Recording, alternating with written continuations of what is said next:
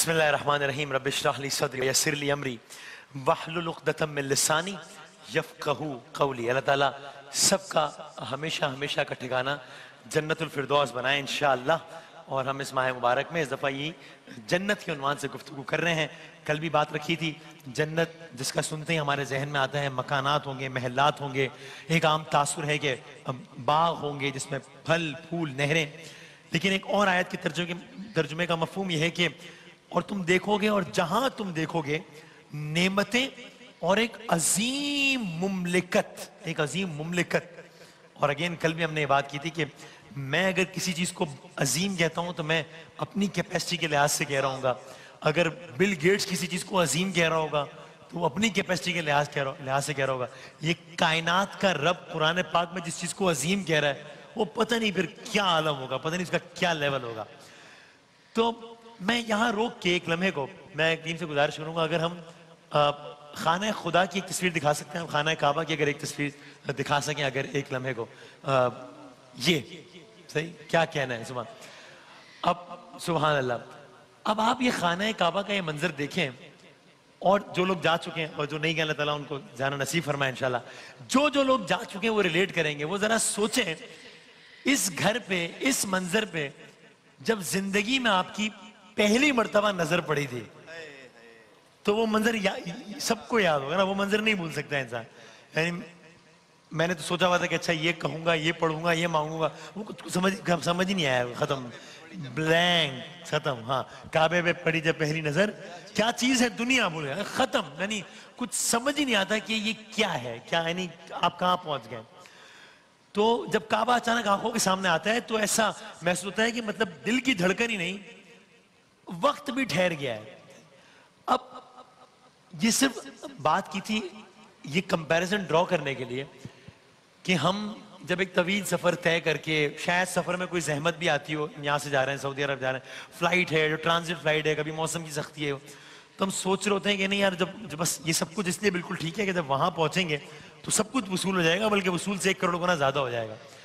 ये अब आप जरा सोचें, अंदाजा करें जन्नतियों के बारे में कि जब पहले रूह कब्ज होने वाली तकलीफ वो मरहला, फिर उसके बाद कब्र वो सारा मसला, वो सारा मरहला, जब कब्रों से निकलकर मैदान हश्र में 1 साल नहीं, 10 साल नहीं, 100 साल नहीं, 1000 साल नहीं, 10,000 साल नहीं, कहा 50,000 साल तक हिसाब किताब देकर और फिर पुल से गुजरकर, पुल की कैफियत भी अर्ज की थी, पुल से गुजरकर जब हर मरहले से कामयाब होने के बाद जब जन्नत के दरवाजे पर पहुंचेंगे तो आप उस मंजर को जहन में लाएं कि इत्मीनान की क्या कैफियत होगी, कैसी कैफियत होगी।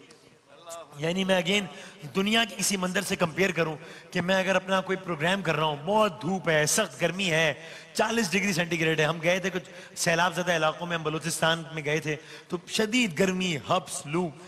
तो मुझे ये, मैं वो एक लम्हा सोच के कि जब मैं रात में होटल के कमरे में गेस्ट हाउस में दाखिल होऊंगा और मैं AC चलाऊंगा तो वो एक लम्हे का सोच के मैं सारा दिन निकाल लेता था कि यार वो लम्हा आएगा सब ठीक हो जाए। और जब मैं उस गेस्ट हाउस के कमरे में घुसता था तो मुझे लगता था कि यार चलो अब मतलब दुनिया ही बदल गई है।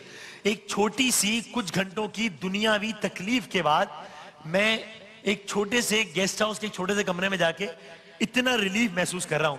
अब आप ये सोचें कि वो कब्र की सारे मराहिल खत्म करने के बाद, रोजे मैशर सारा गुजारने के बाद, पुल सिरात गुजरने के बाद, अब जब वो जन्नत के दरवाजे पर खड़े होकर पहली नजर होगी तो क्या खुशी का आलम होगा, क्या दीदनी होगी। तो फरमाया उनको जन्नत में हरियाली ही हरियाली नजर आएगी और साथ ही जगह जगह नहरें और साथ ही बुलंद व बाला इमारतें और महलात। आज कुरान मजीद से ही जानते हैं कि जन्नत की तामीरात क्या होंगी, कंस्ट्रक्शन। हम दुनिया में सुनते हैं भाई ये फलां हाउसिंग सोसाइटी है, ये बहुत अच्छी है, इसका ये शाहकार फन्ने तामीर है, कंस्ट्रक्शन बड़ी जबरदस्त है। जन्नत की तामीरात की क्या कैफियत होगी। कुरान की एक आयत का तर्जुमा कुछ यूं है, उसका मफहूम कुछ यूं है, ये है वो लोग, जन्नतियों के बारे में कहा, ये है वो लोग जो अपने सब्र का फल बुलंद मंजिल की शक्ल में पाएंगे, आदाब व तस्लीमात से उनका इस्तकबाल किया जाएगा। यहां प्रोटोकॉल कौन दे रहा है, जन्नत में आदाब व तस्लीमात से उनका इस्तकबाल किया जाए। बुलंद व बाला पर बड़ा जोर है। अब जरा मैं एक लम्हे को सोचता हूं, ये जो आप देख रहे हैं इस वक्त अपनी स्क्रीन पर, ये इंसान ने दुनिया का जो सबसे बुलंद शाहकार बना डाला है रूए जमीन पर इस वक्त, इससे बड़ा मैन मेड स्ट्रक्चर नहीं है, इससे बड़ी, इससे ऊंची तामीर नहीं की। ये बुर्ज खलीफा है दुबई में, और आप देखेंगे यानी कि बादल नीचे हैं और इतनी ज्यादा इसकी ऊंचाई है। जरा इसको अगर कैलकुलेट करें तो ये कितने मीटर है, यानी इंसान ने इससे ऊंचा शाहकार नहीं बनाया, तो इसकी ऊंचाई है 830 मीटर, 830 मीटर इसकी ऊंचाई है। अब आप जरा एक लम्हे को इसको रोकें और माउंट एवरेस्ट, दुनिया की सबसे ऊंची चोटी, जरा अगर हम उसका नजारा कर सकें, ठीक, इंसान ने पूरा जोर लगाने के बाद जो सबसे ऊंचा स्ट्रक्चर बना डाला उसकी ऊंचाई है 830 मीटर। यह है इंसान का शाहकार।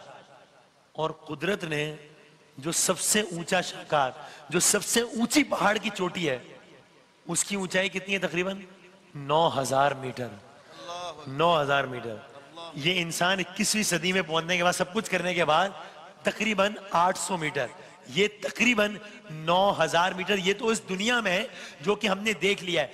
अब आप सोचें कि जब अल्लाह ताला किसी चीज को कुरान में कह रहा है कि जन्नतियों के लिए बुलंद व बाला स्ट्रक्चर्स होंगे, तो उसका क्या आलम होगा। इसलिए कि दुनिया में यह आलम है कि कहां वो 800 मीटर है, कहां ये 9000 मीटर है। तो फरमाया यही वो लोग हैं जिनके लिए उनके अमल की दोहरी जजा है, वो बुलंद व बाला इमारतों में इत्मीनान से रहेंगे।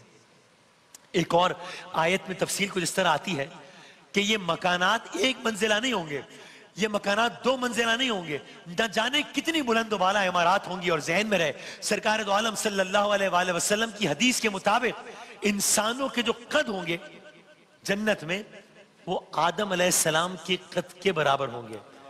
जो कुछ रिवायत में 180 फीट तक आया, 60 गज, 60 यार्ड्स।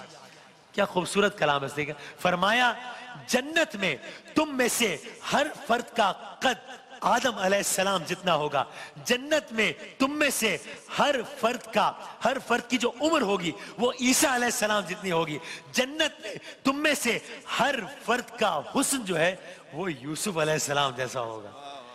ये जन्नतियों का आलम होगा, जहां कद 100 फीट से ज्यादा, जहां उम्र 33 ईयर्स ईसा अलैहिस्सलाम, और ये कह के बात ही खत्म कर दी, हुस्न यूसुफ अलैहिस्सलाम की तरह, जिनकी हम मिसालें दुनिया में सुनते हैं। तो फरमाया हाँ, वो लोग जो अपने रब से डर कर रहे हैं उनके लिए बुलंद व बाला इमारतें हैं, मंजिलों पर मंजिलें बनी हुई होंगी, जिनके नीचे नहरें बह रही होंगी। ये अल्लाह का वादा है और अल्लाह कभी अपने वादे की खिलाफ वर्जी नहीं करता। अल्लाह ताला का वादा है, गारंटीड है। एक और आयत के तर्जुमे में फरमाया जो लोग ईमान लाए हैं, जिन्होंने नेक अमल किए हैं, उनको हम जन्नत की बुलंद व बाला इमारतों में रखेंगे, नीचे नहरें बहती होंगी, वहां वो हमेशा के लिए रहेंगे। क्या ही उम्दा अजर है अमल करने वालों के लिए। अब आप ये वाकया सुनिए। सरकार दो आलम सल्लल्लाहु अलैहि वसल्लम तशरीफ फरमा है और साथ मलिकतुल अरब जनाब खतीजतुल कुबरा सलामुल्लाह अलैहा जिब्राइल है। फरमाया तो जिब्राइल तशरीफ लाए और फरमाते हैं कि ऐ मोहम्मद सल्लल्लाहु अलैहि वसल्लम, खतीजा सलामुल्लाह अलैहा को बता दीजिए अल्लाह ने सलाम भेजा है। अल्लाह अकबर, अल्लाह ने सलाम भेजा है। सरकार दो आलम ने जनाब खतीजा को बताया, खुशी से जाहिर सरशार हो गए, अल्लाह ने सलाम भेजा है। अभी हैरत का ये आलम जारी था कि हजरत जिब्राइल ने आगे फरमाया, ऐ मोहम्मद सल्लल्लाहु अलैहि वसल्लम, खतीजतुल कुबरा सलामुल्लाह अलैहा को ये खुशखबरी भी दे दे कि अल्लाह ने उनके लिए जन्नत में सफेद मोतियों का एक महल बनाया है जिसमें वो रहेंगी। सफेद मोतियों का एक महल बनाया है जिसमें वो रहेंगी। तो इससे ये अंदाजा हो रहा है कि महलात जिनसे हम वाकिफ हैं, या हम ये सब कुछ सुन के जिन महलात को विजुअलाइज कर रहे हैं, ये कोई बहुत ही अलग ही मामला है, ये कोई बहुत ही अलग ही मामला है। यानी ये पत्थर गारे और ईंट के महलात नहीं है, ये बिल्कुल एक नई बात है। कोई महल हो और पूरे का पूरा महल सच्चे मोतियों का बना हुआ हो, यानी उसकी दीवार, यानी उसके कमरे, यानी उसके बागात, हर जगह तामीरात में ना पत्थर इस्तेमाल हुए हो, ना बजरी इस्तेमाल हुई हो, ना रेती इस्तेमाल हुई हो, उस महल की हर चीज सच्चे मोतियों से बनी हुई हो। एक और वाकया सुनिए। سرکار دو عالم صلی اللہ علیہ وآلہ وسلم سفر معراج سب نے سنا ہے، مشاہدات معراج سب نے سنا ہے، یہ بھی سنا ہے کہ کس کس گناہ کرنے والے کو کیا کیا عذاب ہو رہا تھا، کس کس کربناک مرحلے سے سب گزر رہے تھے۔ لیکن اب جنت کا احوال سنیے، سرکار دو عالم صلی اللہ علیہ وآلہ وسلم معراج کے موقع پر جنت کے مختلف مقامات کی زیارت کر رہے ہیں۔ اوپر آیات میں آپ نے بلند و بالا عمارات اور محلات کا ذکر سنا، لیکن اس حدیث میں محلات کا ذکر نہیں ہے، بلکہ ایک جنتی شہر کا تذکرہ ہے، شہر کا تذکرہ ہے جو شہر محلات سے بھرا ہوا ہے۔ آپ کو سن کے مجھے بڑی حیرانی ہوئی، وہ محلات پتھروں، اینٹوں اور سیمنٹ گارے کے نہیں بنے ہوئے۔ ان محلات کے بارے میں سرکار دو عالم نے فرمایا، کیا فرمایا؟ ان محلات کی ایک اینٹ سونے کی ہوگی اور ایک اینٹ چاندی کی ہوگی۔ وہ محلات جس زمین پر بنائے جائیں گے وہ زمین مٹی کی نہیں ہوگی بلکہ خوشبودار کستوری کی ہوگی۔ اللہ اکبر۔ اور اسی حدیث میں آپ نے فرمایا کہ ان محلات کی تعداد ایک نہیں ہوگی، دو نہیں ہوگی، کئی سو نہیں ہوں گی، بعض جگہ فرمایا محلات کی تعداد ہزاروں میں ہوگی، 11,000 ہوں گے محلات۔ تو آپ اندازہ کریں اس شہر کے حسن کا، اس کے قیمتی ہونے کا۔ اور پھر آپ نے فرمایا، مزید فرمایا، وہ تمام محلات ہر قسم کی آسائش و آرائش سے پر ہوں گے۔ بھئی اب مطلب میں سوچتا ہوں کہ کہنے کو یہ بڑا سادہ سا جملہ ہے کہ ہر قسم کی آسائش ہوگی اس میں، لیکن میں سوچتا ہوں کہ جب سرکار دو عالم صلی اللہ علیہ وآلہ وسلم کہہ رہے ہیں کہ ہر قسم کی آسائش ہوگی، تو یعنی مطلب انسان بس سوچتا چلا جائے اور وہ ہوتا چلا جائے گا، ہر قسم کی آسائش ہوگی۔ ہاں لیکن یہ ذہن میں رہے کہ یہ سارا جو ابھی تذکرہ کیا ہے، یہ سارے محلات عام جنتیوں کے لیے ہوں گے، یہ سب کچھ عام جنتیوں کے لیے ہوگا، اس لیے کہ جبرائیل علیہ السلام، میکائیل علیہ السلام نے کہا یا رسول اللہ صلی اللہ علیہ وسلم، میرے آقا جانتے تھے، کہا یا رسول اللہ صلی اللہ علیہ وآلہ وسلم، یہ محلات آپ کے لیے نہیں ہے، آپ کے لیے تو الگ ہی محلات ہیں۔ اور ان کے اشارے پر میرے آقا صلی اللہ علیہ وآلہ وسلم نے رخ کیا، آسمان پر نگاہ کی، دیکھا اوپر بادلوں میں ایک عظیم الشان محل نظر آیا، اس کے بارے میں کہا گیا یا رسول اللہ صلی اللہ علیہ وآلہ وسلم یہ ہے آپ کا ٹھکانہ، یہ ہے ٹھکانہ۔ اللہ اکبر، یا رسول اللہ۔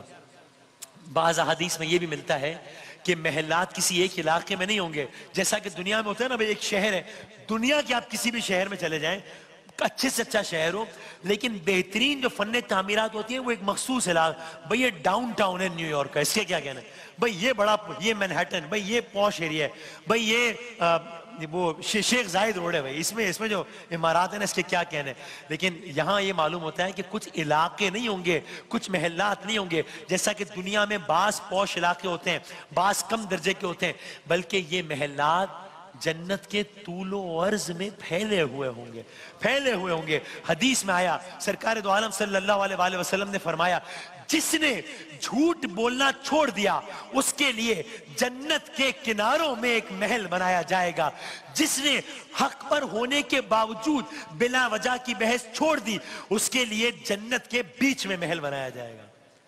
ہم آج کل ہاؤسنگ سوسائٹی میں کہتے ہیں نا یار بھائی جو کارنر کا پلاٹ ہے اس کی الگ ہی قیمت ہے، بھائی یہ جو سینٹر کا پلاٹ ہے اس کی الگ قیمت۔ جس نے جھوٹ بولنا چھوڑ دیا کہا جنت کے بیچ میں اس کا محل ہوگا۔ پھر آگے فرمایا جس نے اپنے آپ کو حسن اخلاق سے مزین کیا اس کے لیے جنت کے اوپری حصے میں محل بنایا جائے گا۔ یہ ابن ماجہ میں ہے۔ اوپر ہم نے ایک شہر کے بارے میں پڑھا جس کے محلات کی اینٹیں سونے اور چاندی کی ہوں گی، لیکن ایک حدیث میں ایک ایسے محل کا بھی ذکر ملتا ہے جو پورے کا پورا سونے کا ہوگا، پورے کا پورا سونے کا ہوگا۔ ہم تو انسان ہیں، اپنے طور پہ کچھ بڑی بیسک سی کیلکولیشن کر سکتے ہیں۔ میں سوچتا ہوں کہ آج کل سونا تقریباً کوئی 1.25 لاکھ روپے کا ہے ایک تولہ تقریباً۔ اب اگر یہ 80-85 تولے کا 1 کلو ہوتا ہے اور ہم بات کر رہے ہیں سونے کے محل کی، 1 تولہ سونا تقریباً 1.25 لاکھ روپے، 1 کلو تقریباً 80-85 تولے، یعنی تقریباً 1 کروڑ روپے کا 1 کلو۔ یہ جو ایک اینٹ ہوتی ہے سونے کی وہ تقریباً 5 کلو کی ہوتی ہے۔ تو یعنی اس محل کی، اگر ہم صرف اپنی سمجھنے کے لیے اس محل کی ایک اینٹ کو آج کی دنیا سے کیلکولیٹ کر لیں، جو کہ نہیں کر سکتے اس لیے کہ اس کا کوئی معیار ہوگا نہیں اس کے معیار کے مقابلے میں، صرف سمجھنے کے لیے کر لیں تو اس محل کی ایک اینٹ آج کی دنیا کے تقریباً 5 کروڑ روپے کی ہے۔ ایک اینٹ کی بات ہو رہی، اور ذہن میں رہے کہ اس محل میں ہزاروں لاکھوں کروڑوں اینٹیں لگی ہوئی ہیں۔ تو بس اندازہ کر لیں کہ سونے کا ایک محل یہ دنیاوی کھربوں ڈالر سے بھی مہنگا ہوگا، اور یہ ممکن ہے اس باعمل مسلمان کے لیے ہو کہ جو دنیا میں شاید بہت غربت ہے، کسی ایک کمرے کے مکان میں کسی چھوٹے سے جھونپڑے میں رہتا ہوگا، یعنی اندازہ کریں اس کی ساری زندگی غربت میں گزری ہوگی، جس کا گھر بارش میں بہہ جاتا ہوگا، اتنا چھوٹا ہوگا اس کا گھر کہ گھر والے بھی بمشکل اس میں سو پاتے ہوں گے، اور نیک عمل کے بدلے اس کو ایسا عظیم الشان محل مل جائے۔